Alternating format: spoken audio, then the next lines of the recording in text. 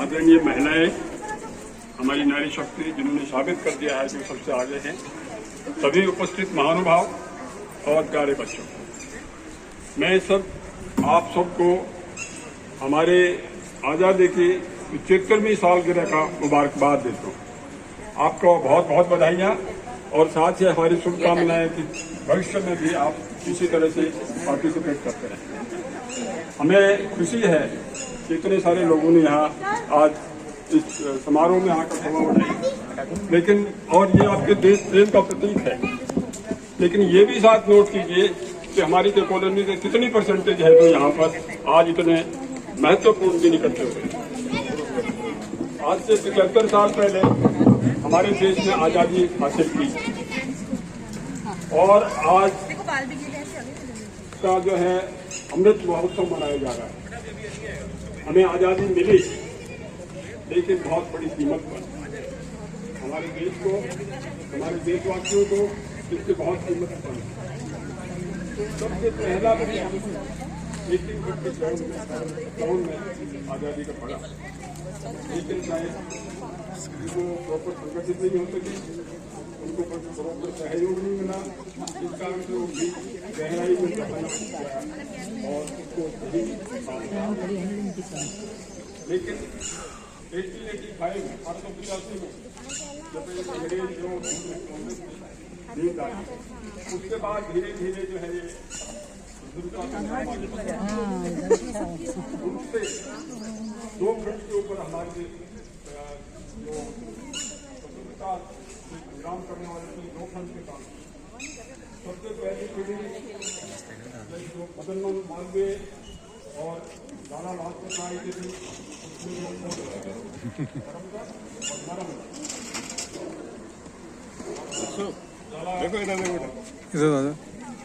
जय हिंद।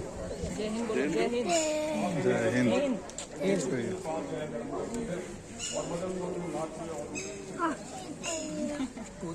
और क्रांतिकारी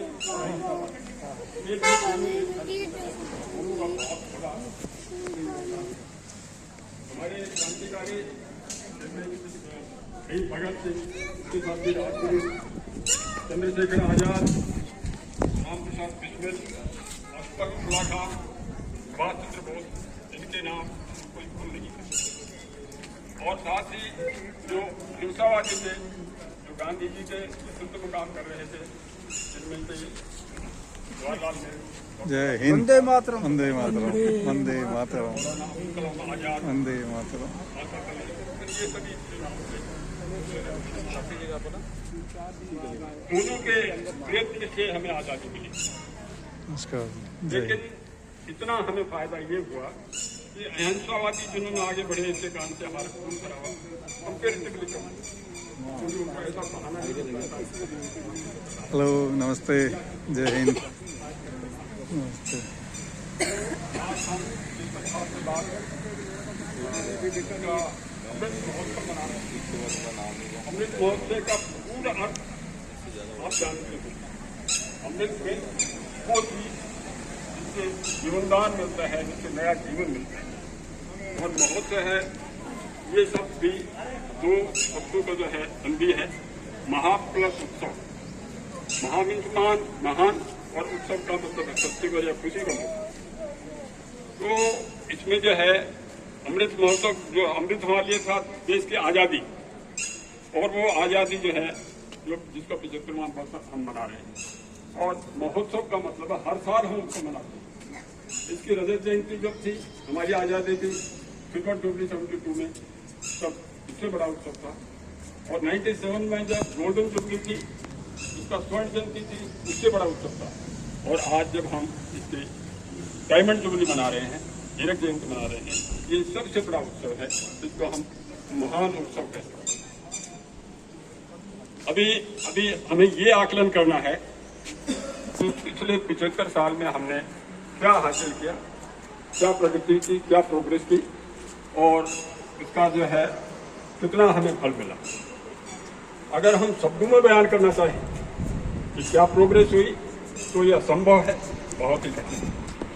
लेकिन अगर हम 2 जो पीरियड हैं, आज़ादी के पहले का पीरियड और आज़ादी के बाद के पीरियड में जो हालात थे उनको कंपेयर करें तो उसका जवाब मिल जाएगा। अगर नक्सल में हम कहना चाहें तो आज जिस पायदान पर हम लोग हैं उसका 0.1% भी नहीं था 1947 और कुछ एक टेक्नोलॉजी जैसे संचार के साधन हैं या परिवहन के साधन हैं, ये तो सर 0.01%। मैं ये दोनों पीरियड आज़ादी से पहले का और बाद का दोनों का मैं गवाह हूँ। चाहे दूसरे आज़ादी से पहले जन्मे हरि सिंह जी होंगे और मुझे आपको बता दूँ, जब हमें 47 में आज़ादी मिली तो मैं 8 साल 9 महीने की मिली, तो मुझे पिछले 3-4 साल कम से कम 44-45 के बाद की याद।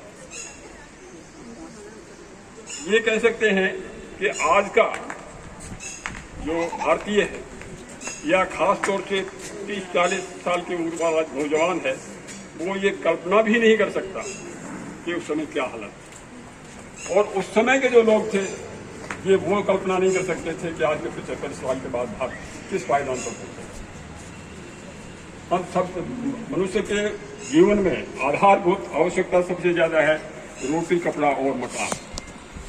47 के बाद में ये जो है हमारा भारत जो है 70% गाँव में रहता है और शहरों में जो थे निचला तबका या गरीब थे उनकी तो हालत ज़्यादा अच्छी नहीं है।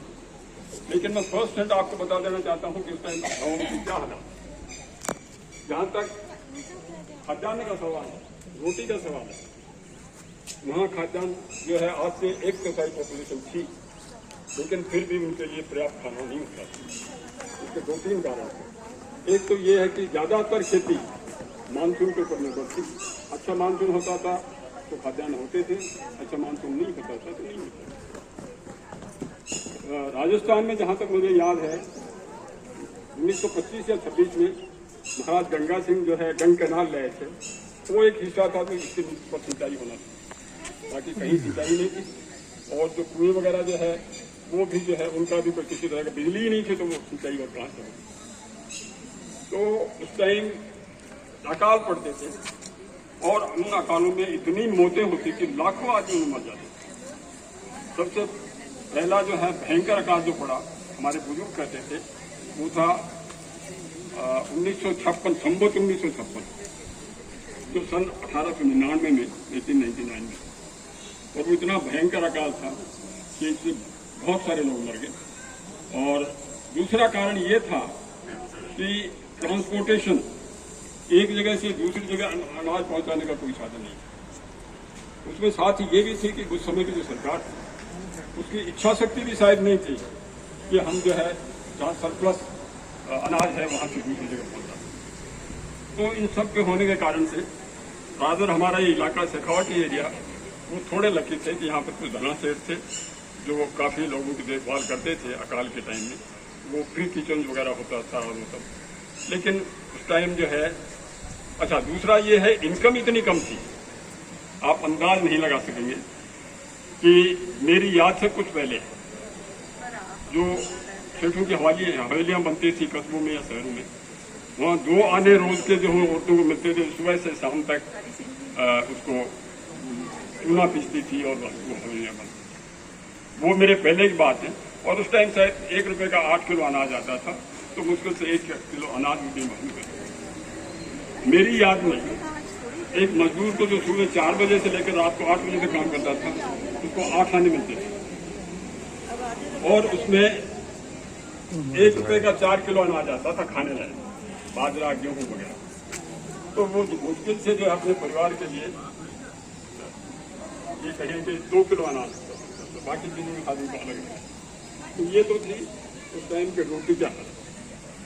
कपड़ा जहाँ तक सवाल है, गांव में कोई भी बंदा नहीं होता था जिस मिल का कपड़ा पहनता, चाहे पहनने के हैं चाहे ओढ़ने के हैं, सभी कपड़े लोकल बने हुए बुनकर के जुलाई से इनसे बने हुए थे। तो ये हालात थी उनके लिए, जो उनके वो कपड़े के हालात। और या तो आदमी धोती पहनते, कमीज वगैरह होता था तो या तो एक ही कमीज लोगों के होता था, ज़्यादा से ज़्यादा 2 होती तो 5-6 में। तीसरी चीज़ है, अच्छा इसके साथ साथ खाद्यान्न के साथ पानी की सप्लाई, बहुत खराब हाल है। अरे हाँ, तो उसके लिए सिस्टम नहीं था दूर से जाने का। तो मैं ज़्यादा आप लोगों को बोर नहीं करूँगा, लेकिन ये हालात थे। और जहाँ तक परिवहन के साधन थे, ट्रेन के अलावा कोई साधन नहीं था, लोग बसें भी है किसी तरह का। और ये आप जैसे ये संचार के साधन है, जो आप यहाँ से जयपुर से दिल्ली जाता है तो 10 सफर करते हैं, आप पहुँचने का उस टाइम तो किसी को नहीं। जब किसी की मौत होती थी या विवाह होता था तो पैदल आदमी को भेजा जाता था। तो ये हालात थे जो आज के मुकाबले बहुत ही बुरी हालत थी। तो इससे आप अंदाज लगा सकते हैं कि पिछले 75 साल में हमने क्या आया है।